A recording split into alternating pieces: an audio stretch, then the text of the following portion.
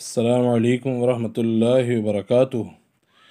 میرے پیاروں، میرے دوستوں، بہت سارے ایسے لوگ ہیں جو کہتے ہیں کہ قرآن کریم سمجھنے کے لیے ہمیں کسی چیز کی ضرورت نہیں ہے۔ قرآن اللہ تعالی نے بہت آسان کر کے اتارا ہے، بے شک بالکل آسان کر کے اتارا ہے، اس میں کوئی دوسری رائے، کوئی شک کی بات نہیں ہے۔ لیکن ان کا کہنا یہ ہے کہ قرآن اتنا آسان اور اتنا سہل اللہ نے فرمایا ہے کہ بس ہمیں کوئی احادیث کی ضرورت نہیں، ہمیں کوئی حدیث کی ضرورت نہیں ہے قرآن کو سمجھنے کے لیے۔ تو میرے پیاروں، یہ بات ہمیں سمجھ لینی چاہیے کہ قرآن کریم کی بہت سی آیات ایسی ہیں جن کے مطالب جو ہے وہ ہم روایات کے بغیر نہیں سمجھ سکتے۔ اس کی ایک چھوٹی سی مثال لیجئے، سورہ احزاب کی ایک آیت ہے، فَلَمَّا قَضَى زَيْدٌ مِّنْهَا وَطَرًا زَوَّجْنَاكَهَا، کہ جب زید تمام کر چکا اس عورت سے اپنی غرض تو وہ آپ کے نکاح میں دے دی۔ تو ذرا مجھے اس بات کا شعور دیجئے اور مجھے ذرا یہ بات سمجھائیے،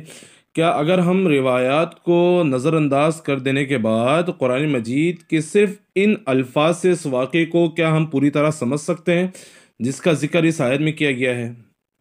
کہ وہ بی بی کون تھیں اور قصہ کیا پیش آیا تھا؟ کیا قصہ کیا ہمیں اس آیت سے پورے تمام قصے کا معلوم ہو سکتا ہے؟ نہیں۔ اس کو سمجھنے کے لیے ہمیں روایات کی طرف جانا ہوگا، احادیث کو دیکھنا پڑے گا۔ اسی طرح آپ ایک اور چیز سمجھیے، سورہ انفال کے اندر ایک آیت ہے، وَإِذْ يَعِدُكُمُ اللَّهُ إِحْدَى الطَّائِفَتَيْنِ أَنَّهَا لَكُمْ، اور جب اللہ تم سے وعدہ کر رہا تھا دو جماعتوں میں سے ایک کا کہ وہ تمہارے قبضے میں آئیں گی، تو کیا مجھے کوئی یہ بات بتلا سکتا ہے کہ کیا کوئی صرف قرآن کریم پڑھے اور اس آیت کو پڑھنے کے بعد وہ یہ بتا دے کہ وہ دو جماعتیں کون سی تھیں؟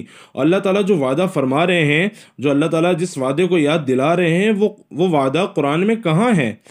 اگر قرآن میں نہیں ہے اور ہمیں اگر یہ بات قرآن کریم کی اس آیت سے نہیں سمجھ آ رہی، تو یہ بات ہمیں تسلیم کر لینی چاہیے کہ ہمیں جو ہے وہ احادیث کی طرف جانا پڑے گا، ہمیں جو ہے روایات کی طرف جانا پڑے گا ان کو سمجھنے کے لیے۔ اس کو سمجھنے کے لیے ہمیں روایت کی طرف جانا پڑے گا۔ تو یہ کہنا کہ جو ہے قرآن کریم کو سمجھنا ہے، قرآن کریم کو سمجھنا ہے اور قرآن کریم آسان ہے، قرآن کریم کو سمجھنے کے لیے کسی اس کی احادیث کی روایت کی ضرورت نہیں ہے، تو یہ بات بالکل غلط ہے۔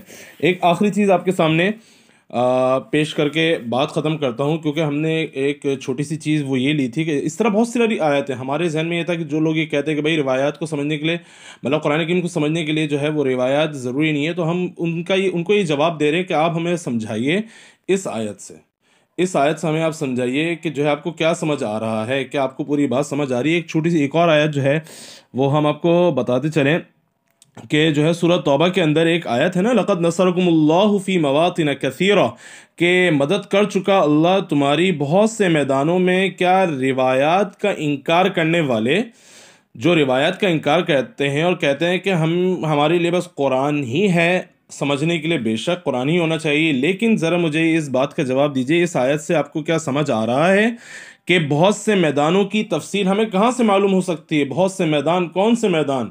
تو ہمیں اس کی تفصیل معلوم کرنے کے لیے حدیث کی طرف، روایات کی طرف جانا پڑے گا۔ تو یہ بات طے ہو گئی کہ قرآن کریم کی شرح احادیث ہیں، قرآن کریم کی شرح جو ہے وہ روایات رسول صلی اللہ تعالیٰ علیہ وسلم ہے۔ تو اگر ہم قرآن کو سمجھنا ہے تو ہمیں احادیث کو بھی پیش نظر رکھنا پڑے گا۔ السلام علیکم ورحمۃ اللہ۔